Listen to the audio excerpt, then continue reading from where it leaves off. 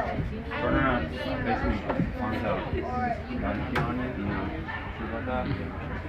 Or we can use that one as a picture.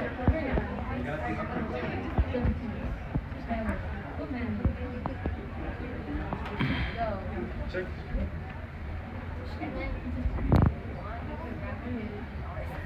Alright, record it. Let's get your book. In practice. Hey everybody. There's a large informational aspect to being a corrections officer, actually, more than one might think. You're going to get prisoners, and you need to bring them in, which is what you saw here when I was searching Mr. DeQuavius. So, you're going to want to search them all over for any belongings that they might be trying to bring in with them that were not surrendered immediately. You're going to want to take the belongings that were surrendered and anything found, put it in storage, give them their jumpsuit, and then you're going to bring them into jail for the time being until they can be transported off to where they need to go.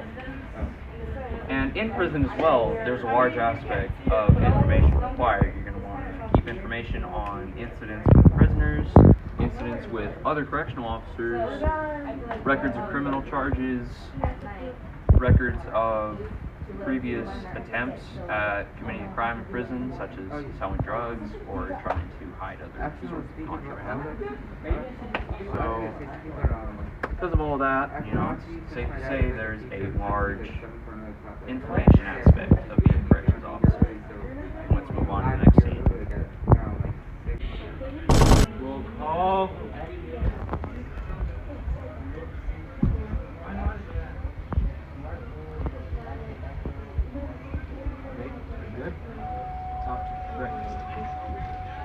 As you just saw in the last scene, my friend Juan Condo performed roll call, and that's just one of the regular management duties of being a corrections officer. You might be on yard duty, where you're watching prisoners as they engage in their recreational time. You might be on free time just patrolling the cell block, and you might be on lunch, serving lunch, obviously. You're gonna have to watch prisoners, you're there for a reason. The main reason you are a corrections officer is to make sure that the reform system does its job, that the prison is in order and it's a prison. You will command prisoners to go to bed, to get up, to follow their entire daily routine at a set time when correctional officers call that time. And, well, really that's all there is to management. Is you just have to make sure that the prison stays a prison. Bad boys, what you gonna do? Or what you gonna do when they come for you? Bad boys, what you gonna do? Or what you gonna do? You chuck it on this one, you chuck it on your mother, and you chuck it on your father.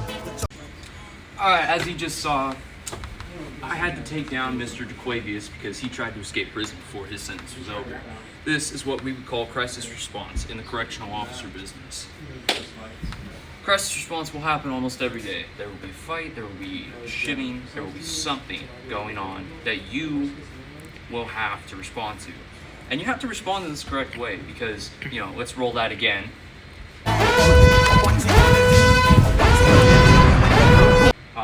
As you can see in that clip that we just watched, pause, I did not use lethal force. I only used as much force as necessary to detain Mr. DeQuavius.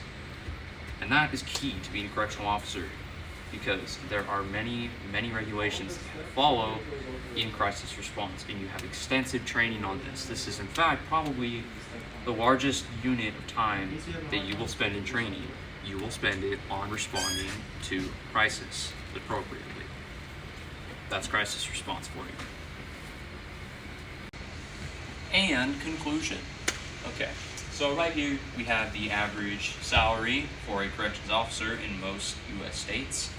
And the level of education you need for this job, it isn't much. It's just a high school diploma with the on-the-job training that may vary from establishment to establishment. This was Quanto Legal.